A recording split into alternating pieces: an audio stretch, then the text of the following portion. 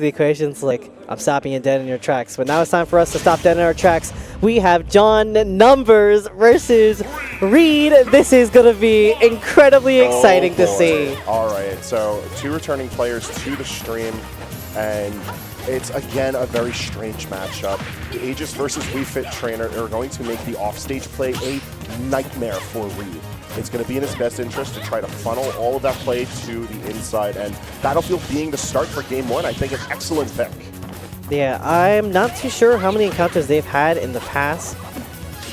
And this is a new and improved Reed that we were talking about, so I'm very excited to see what he has to bring to the table against the legendary John Numbers. Already keeping things very even here, but John will make you pay dearly for staying in this Pyra switch. As you can see, he is just swinging at Reed.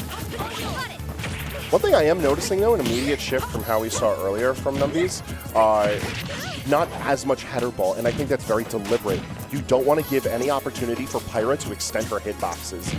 You don't want, those buttons are already big enough and linger long enough. You don't need to give her any more help. Yeah, you don't need to give her a bit of an extra combo tool, and this is very nice. Trapping the, like we were saying before in the last set with Reed, those linear recoveries is going to be how you punish Mythra Pyra, because they only have 2 ways they can commit to. John Numbers forcing Reed to go down on low, and you know he has that masterful game plan on lock to stop you from recovering. Excellent scoop with the dash attack, though. It's not going to kill. It's going to take a lot of effort for Reed to find that one stray hit that gets it done. Back air is going to be able to scoop just low enough. Yeah, there's a really big pickup too. You can even sometimes two frame with back air, which is pretty ridiculous, but just gonna run up and call out the jump. He went and did it. You can't be jumping. I guess not. If Wii Fit's just gonna sprint halfway across the stage and be like, I'll run up on you. Listen, jumping is a commitment in this game. Even if you are a character as fast as the Aegis, like, you still gotta watch your buttons. Alright, let's see. Reed trying to position himself at the ledge to get a lot more damage. Yeah, gonna rack up 56 here. Now switching to the Pyra here. But I feel like staying the switch on the Mythra would be a lot more beneficial just to get the damage up against John Numbers. But I get it. You know, you want to trade in that kill power that you might be seeing here from the down air to the up smash.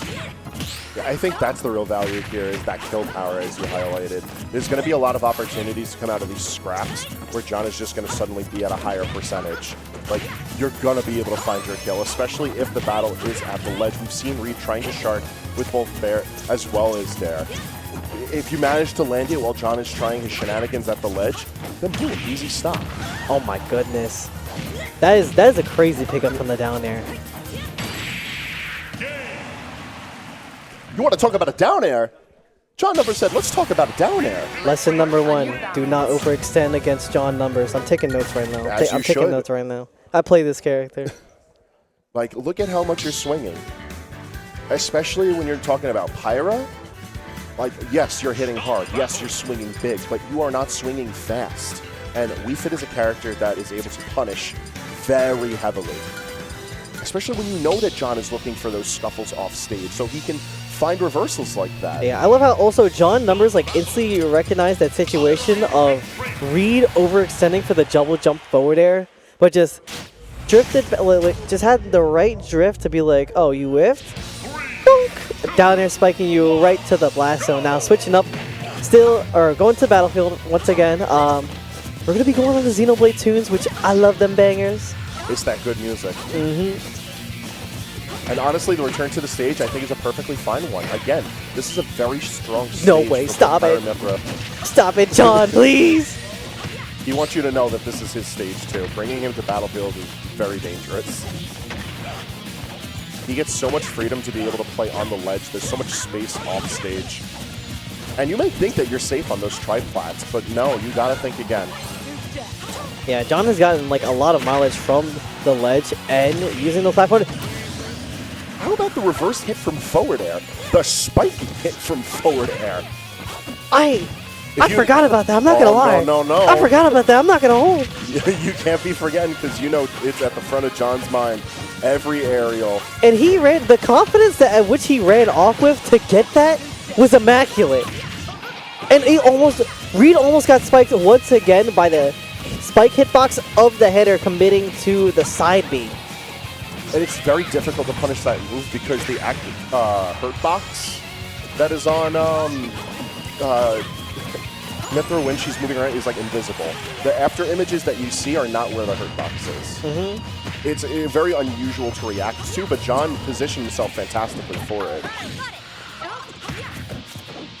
All right, let's see if Reed can get a knockoff with the down air here against John.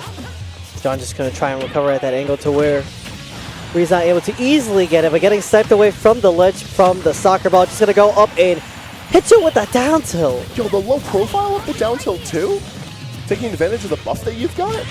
Oh, we got that. Oh, you're done. No amount of good DI saving you from that. Maybe if it was the secondary platforms or the base platform, but off that top spot, no. Yeah, no, that is a GG's. But John Numbers donning the Kaioken boost. Not going to be able to see much of it here against Reed. And with that side B, it's a very committal option, so you got to have that Reed unlocked. I feel like that's your one Reed. This is your one the second game. Yeah, he can't get too comfortable using that, but he can get plenty comfortable with that.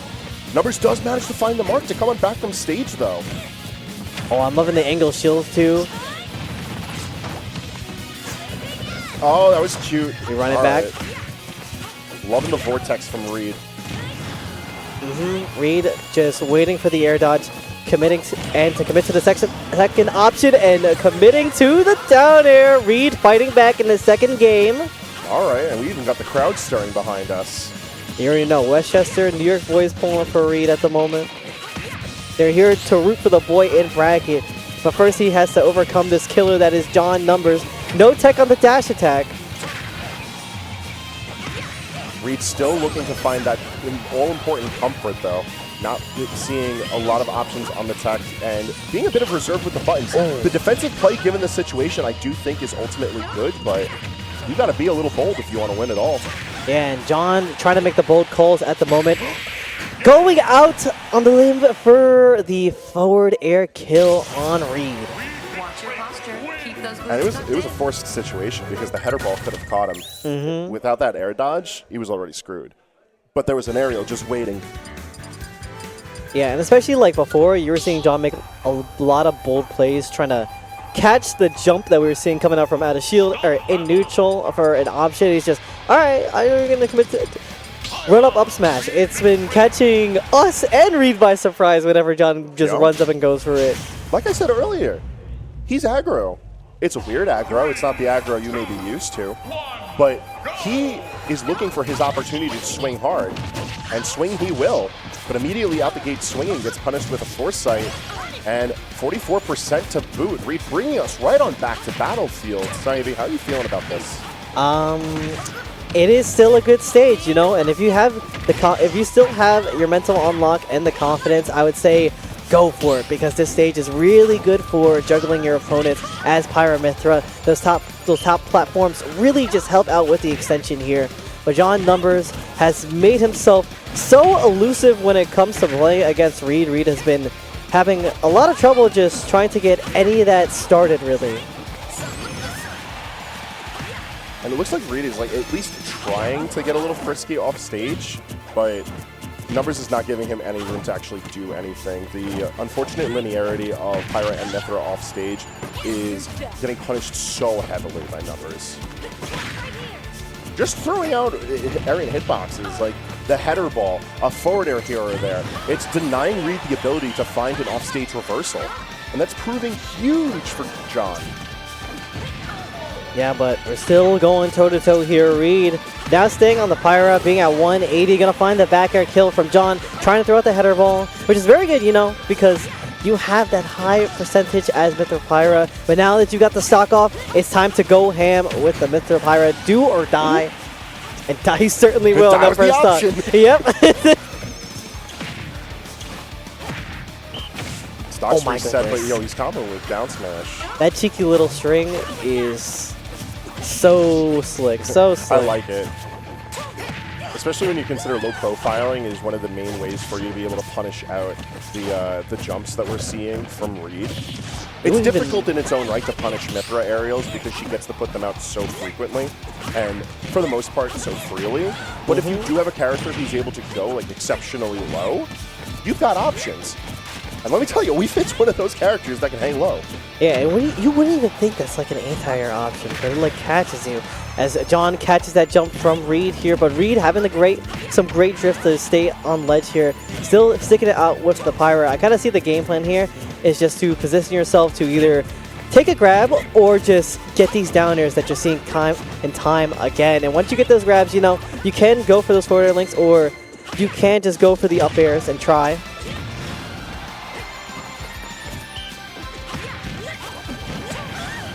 Up air from the ledge. Oh, manages not only a free return to stage, but a whole lot of space too. Reed retreating to the opposite side so he can try to reset the situation. Honestly though, I kind of like the option. If not for getting eaten by the sun and putting you on less stock. Yeah, salute the sun, we ate the sun, my friend. I am so sorry. Reed, you know, has been slowing down the pace of this game quite a bit against John numbers. Has definitely found the game plan in this game 3 with the Pyra, but if John kind of like figures out that game plan, it can be a little scary. We are going into our final stock here, so we'll see if John has figured it out. But we do have our friend Mythra here to get the damage up and rolling here, especially with the 8 of foresight. Yeah. And I've noticed that Reed is doing a very good job of like deliberately hunting for the foresight and making good use with every opportunity that he does manage to get with it. Yeah, I guess we got the 38% off, you know, side B definitely helps for that factor as well, so we are most likely going to see the Pyra stay on for the remainder, the occasional switch. Reed! The remainder's not going to be remaining too long. It's back air that punishes out the forward smash. Reed is not happy about it as John Numbers walks away with a 3-0 victory. I feel like that is what you need as a Mythra Pyra player, but it's something that can come to like hinder you in the long run maybe, or just like for those clutch situations, because you're banking it all on the down air dodge read to get the F smash, because that certainly would have killed. It would have been way more than dead. Definitely, but it's such a high commitment, like you highlighted. Like, you're risking it all, and such is the life of the gamble. You're all or nothing, and there we saw the nothing, unfortunately. But Reed has the lower bracket to try and stay alive. We'll have to see more of him there later. But for now, we've got the other half of winner semis for this pool. We're looking at Deft return to the stage, as well as Guy for our next match. Ooh, that is going to be a good one coming on up. Guy. So Luigi Inkling, another matchup we have not seen in a hot minute. Yeah, no, it's definitely like an old school Long Island match. Because like we used to have our fair share of Inklings, and there was a point in time where there were so many Luigis. So many, just on Long Island, not counting the rest of New York, not counting the rest of Tri-State, where Luigi's already a prevalent character. Oh, really? There is one time I walked into a venue that had multiple projectors that had different sets. There were 5 separate sets that had a Luigi. He was just a present character. Why? He was just there. Now, I can't say Inkling ever reached that level of infamy or popularity. But Deft has been one of the tried and true players for a long time. And I know that he's familiar with Guy. So maybe that gives him a leg up on the competition here. Yeah, it might be a challenge of the old guard versus the new guard here, which is a story we see time and time again in Smash, especially nowadays since the game is going into